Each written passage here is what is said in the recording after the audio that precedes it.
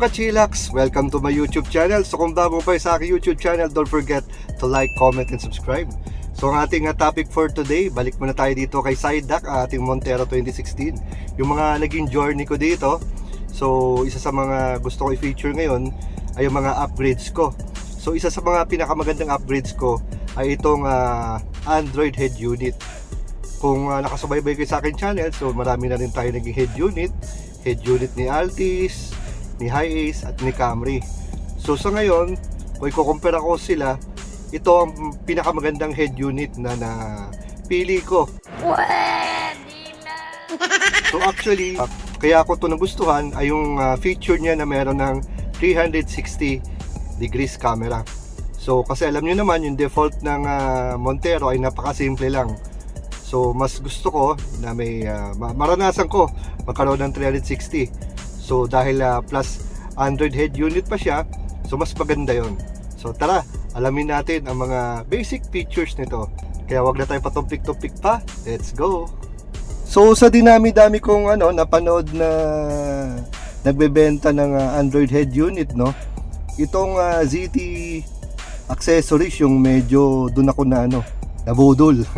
Ang ganda ng presentation eh. And as usual, merong iba-ibang mga sizes, ilang inch. So depende yung presyo, mas malaki syempre mas mahal, and syempre yung memory. Kasi ito ay Android head unit, mas mataas ang spec, syempre mas mahal. So at the end of the video, papakita ko ano yung napili ko. Pero mas maganda, magtanong rin kayo, inquire kayo dun sa shop para mas maliwanag. So dito, yan, tingnan natin yung ating napiling Android head unit. Actually, nung ko pa ito nabili, December 2024. So hanggang ngayon, ayos pa naman, walang lag, wala namang aberya. So kahit pa paano, smooth naman. Minsan may time na mahirap pindutin, pero normal lang naman yon. So pindutin natin to tablet. Ayan. Kita nyo naman, theme, APK installer, CarMate, do fun play, settings, voice 360, view, Android assistant, aux. So dito, Bluetooth, boot animation, Chrome, DSP, file manager, Google, Maps, Music, Netflix, Play Store. Dito pag swipe, quick picks, radio, Spotify, steering wheel, Link 5, video, Waze, and YouTube. So yung mga nagtatanong, maapektuhan ba yung sa steering wheel? Sagot ko, hindi po. So kung ano yung mga function dito, makokontrol nyo pa rin yung head unit using itong steering. So ang nawala lang sa akin dito, doon sa default sa Montero, ay yung tire monitoring, TPMS. Ayan. Yun lang ang nawala. Pero hindi ko naman ganun, importante naman yun, pero for me, hindi yun ang priority ko. Ang priority ko yung kanyang 360 degrees camera. So punta na tayo dun sa camera. So ang maganda dito, ito ay naka voice command. So punta muna tayo sa voice para malaman nyo kung ano yung pwede i-command dito. Ayan. So meron siyang wake up. Ayan. When open it, voice commands can be used directly. When close, voice commands are disabled. Ayan. So ito yung sa voice settings yun. So sa voice command, ito mga the usual. Screen off. O, diba? Screen on. Mga favorite ko, mga the usual. Para maganda dito, hindi ka na may istorbo, diba, sa pagdadrive. Lalo na yung volume mo, diba? Volume up. O, diba? Volume down. Yan lang naman mga importante. Tapos paggabi, keep the brightness to a minimum. O, diba? Brightness set to maximum. Yun. So yun lang naman mga madalas kong gamitin. So punta tayo sa iba. Ayan. So meron din siya maps. Ayan. Turn on navigation.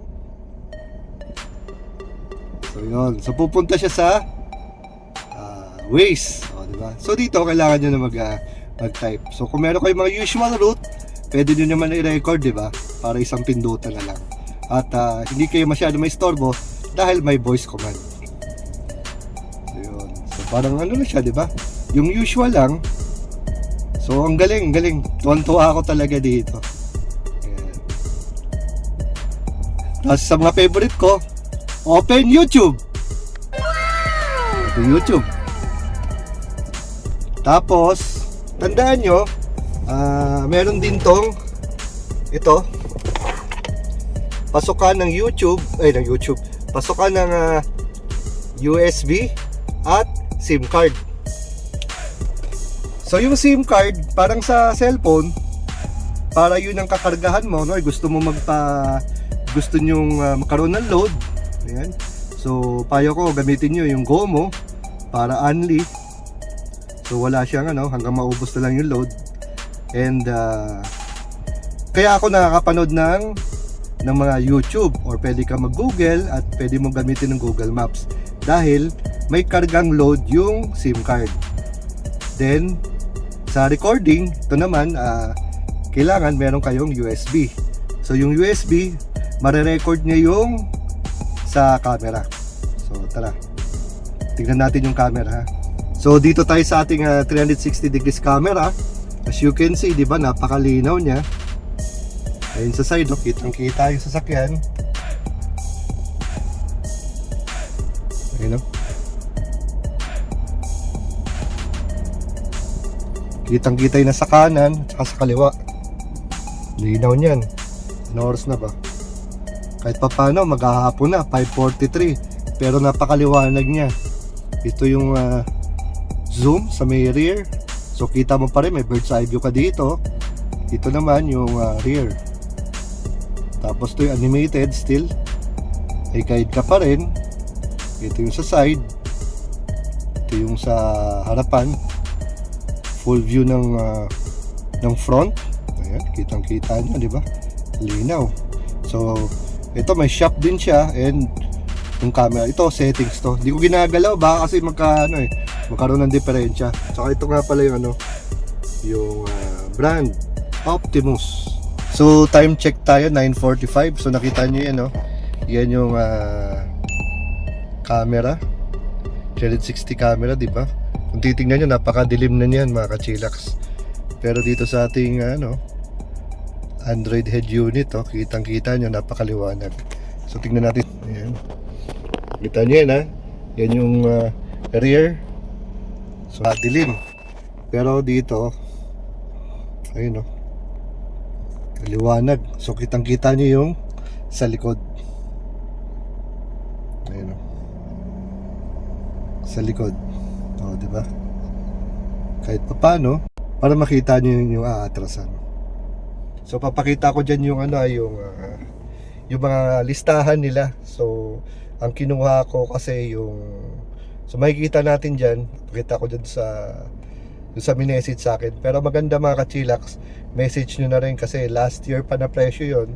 Malay nyo may promo, may discount, and malay nyo merong bagong mga dumating, mas modelo, mas maganda, mas improve, diba? Kaya tanong nyo na rin, at least magkaroon lang kayo na idea. Ayan. So talagang for me, siguro wag naman 10, mga 9 out of 10 as of now. So may warranty siya. Kalimutan ko yung warranty kung 6 months ba o ano. Pero tutuwa naman ako. So yun nga pala nung umpisa, kasi nga gusto kong paganahin yung yung YouTube tsaka yung Google. Siyempre kailangan maloadan ko yung SIM card. So hindi siya nagre-read. So yung pala, siyempre 'di ba kailangan mo i-register. So kailangan mo magantay yata ng 24 hours bago yung registration mag-take effect. Tapos doon na magkakaroon ng signal kasi wala yung signal ng SIM card So nung nagkaroon ng signal, ayun, naloloadan ko na. So nakakapanood na ako ng YouTube, nakapag-Google na ako. So nakakatuwa. So imbis na cellphone ka, dito na lang at the comforts of your car, makakapanood ka, 'di ba? While nag-aantay. So pwede ka mag-music. So while nagda-driving, nagko-cruise, and ang ganda ng resolution, ang ganda ng mga features, ang linaw ng 360 degrees camera. So pakita ko nga pala kung makikita dito yung mga videos. So example lang natin, kung gusto natin mag-picture, pindutin lang natin tong camera. So meron din tong video so automatic din naglo-loop lang din siya. Ayan. picture. Tapos punta lang tayo sa yan, sa quick pics. Yan, may quick pics dito. So quick pics. Ayan, so yun kanyang photo. So lahat ng kuha ng 360 degrees camera, video or photo, lahat ang storage niya ay dun sa USB. Since na nagbago ako ng mga movies ko na naka-record doon, ay binubura ko din yung mga videos na nakuha niya, kaya photo na lang ang natira dito. So ito pala yung kopya, ayan, yung kinuha kong model, yung mid-range model na 27,990. Yan, yung premium. Yung mga kachilak, sana may natutunan kayo. Nagustuhan nyo ating munting content, itong Optimus Android head unit ng ZT Accessories. Kaya kung sa inyo, kung nagustuhan nyo, bisita kayo doon. Hindi lang naman Android head unit na meron sila. So marami rin silang pang mga car accessories, mga speakers, at marami pang iba. So till here, this is Well Esquila. Ride safe and God bless.